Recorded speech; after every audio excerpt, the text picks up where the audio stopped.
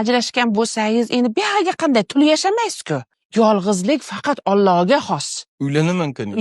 Uylaning. Nima qildim men? Nima men otib qolman. Ko'zini o'ying o'sha jenangizda, ha.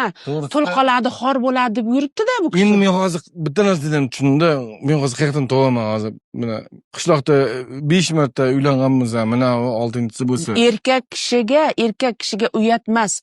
Menga desa 10 tasiga uylaning. Siz shunday borku, menga qarang.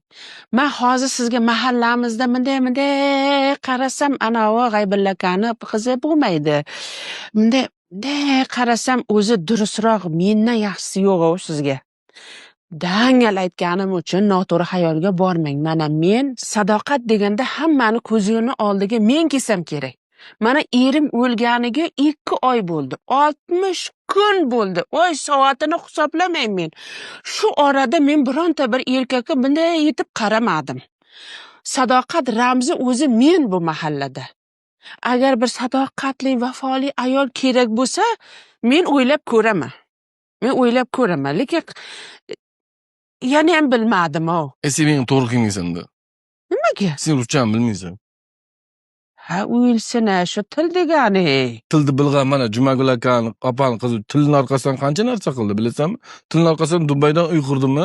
Tilning orqasidan yangi lastik oldi. Zo'r Play platformasida